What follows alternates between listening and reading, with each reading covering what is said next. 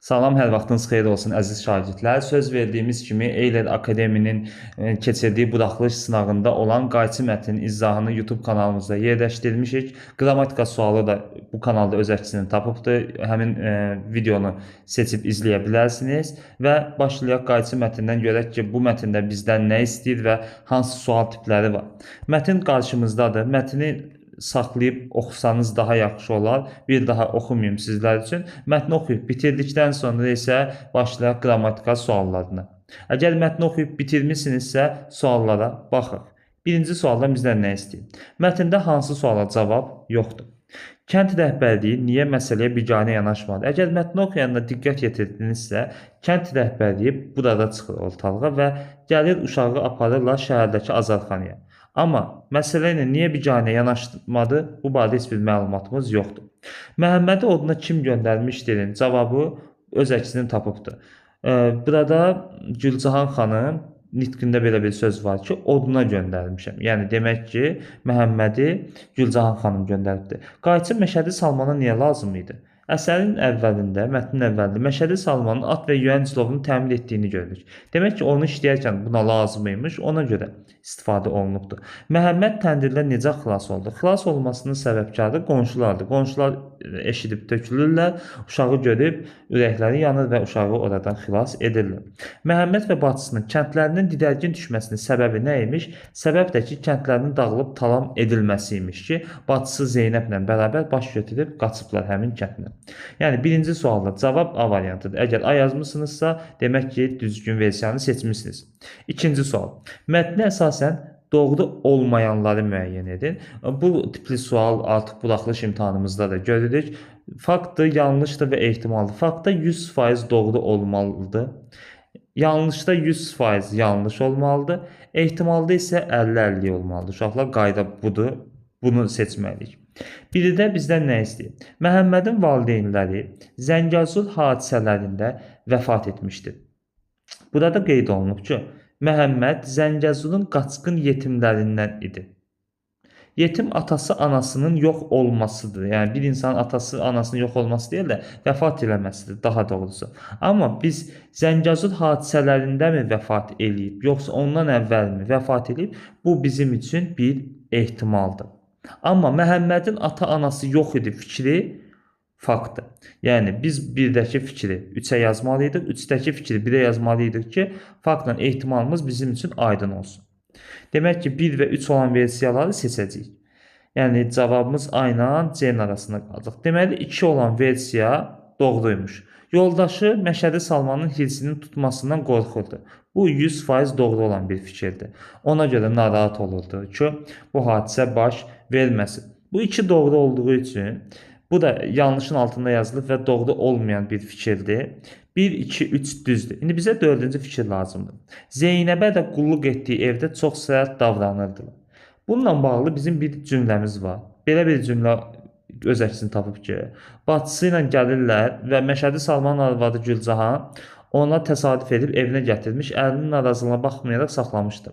Məhəmmədin bacısında qonşu Şahbəri arvad qızlığa götürmüşdü. O vaxtdan Məhəmməd Gülcahanın bacısı Şahbəri arvadın yanında dayanmışdı. 8 yaşında Məhəmməd və 7 yaşında bacısı Zeynəb yaşadıkları evlərdə səhərdən axşamədək çalışır, ev sahiblərinin bütün əmrlərini icra edirdilər. Bütün əmrlərini icra etməsi onlara sərt davranılması ilə bağlı bir ifadəni biz görmürük. Çünki biz buradan kimlərə Şahbəri arvadı burada təzədən görürük. Şahbəri arvad gəlir, mətbəxə yürüb xəmir üzərində yorğançanı açıb çocuğu sarıdır. Beləcə Məhəmmədin odunu söndürdülər. Demək ki, bu Şahbərinin qəlbində bir insani duyğu var. Şahbəri həm də qızlığa götürmüşdü. Qadın olduğu üçün Zeynəb ev işlərini görübdü və onların sözünü yerinə yetirdi. Amma zülmü ilə bağlı heç bir fikrimiz yoxdur. Bu bizim üçün fakt yox, olsa ehtimal ola bilər ki, bəlkə sərt davranıblar. Amma faktı ki, əlimizdə bir dəlil, sübut yoxdur ki, işlətməsi razıyıq, amma sərt davranması ilə bağlı heç bir informasiyamız yoxdur. Həmçinin burada gəlib Şahbərinin də ona kömək eləməsi hardasa Şahbərinin müsbət insan olduğu qənaətini bizə buraxır. 43-cü suala keçməmişdən qabaq buraxılış dərslərimizə qoşulmaq üçün 050 880 71 89 nömrəsinə əlaqə saxlamağımızı burada qeyd eləmişəm və buraxılış qrupumuzla bağlı onu da qeyd edeyim ki, iki fərqli buraxılış qrupumuz var. Biri sırf 10-cu 11-ci sinif şagirdləri üçündür, digəri isə keçən ilin məzunları üçündür və siz hansı kateqoriyaya uyğunsunuzsa, həmin kateqoriyada bu nömrəyə əlaqə saxlayın ki, mən keçən ilin məzunuyam, dərslərinizə qoşulmaq istəyirəm və sizə həmin günləri deyilsin. Yox, əgər 10-cu 11-ci sinifsinizsə, o barədə bizə məlumat verin və sizə həmin günlər deyilsin və dərslərimizə qoşulub uğur əldə edə bilərsiniz. Və bizim buraxılış qruplarımıza, həmçinin blok qruplarımıza qoşulub uğur əldə edən şagirdlərin də kim olduğunu bilmək istəyirsinizsə, Instagram səhifəmizə keçid edib həmin şagirdlərin ballarını, nəticələrini görə bilərsiniz. İndi isə 43-cü sualdan davam edək. Biri mətnin plan bəndi ola bilməz. Plan nədir? Günlük həyatımızda da biz plandan istifadə edirik ki, sabah 8-də məktəbdə olacağam, 2-də məktəb bitəcək, 3-də hazırlığım var və s. kimi bir planlarımız var. Ancaq plan bəndi olması üçün mühüm bir hadisə olmalıdır. Fikir veririk ki, Gülcahanın cəzalandırılması mətin üçün önəmli bir plan bəndidir. Digərləri isə uyğundur. Ona görə də cavabımız B variantıdır. Qarşısındakı rəqəm yazılmış cümlələrin birində mətndən çıxarılsa məzmununa xələl gəlməz. Burada önəmli fikir. 5-ci olan fikirdir. O, Məşədi Salmanı uzun müddət ki görmürdü. Bax, bu cümləni çıxarsaq heç bir problem olmayacaq. Həm də oxuyanda da fikir verir ki, bu isə əlavə olunmuş bir cümlədir. Sanki bu cümlə yox imiş. Onun yeni açılmış Qəza Çocuq evinə vermişlər. Bir gün Məhəmməd Çocuq evinin karguzarına bir məktub yazdırdı. Yəni o Məşədi Salman uzun müddət ki görürdü. Bunu onsuz da məktubun içərisində biz görürük də, yəni hiss edirik. O cümlənin olmaması da ola bilərdi. Yəni ehtiyac yox idi. Məzmununa heç bir xələl gəlməz. Aşağıdakılardan biri mətnin aid olduğu üslub üçün səciyyəvi xüsusiyyətdir. Əziz şagirdlər, üslub 11-ci siniflər üçün önəmli bir mövzudur, funksiyadır. Yəni üslubları bilməyimiz mütləq şəkildə vacibdir.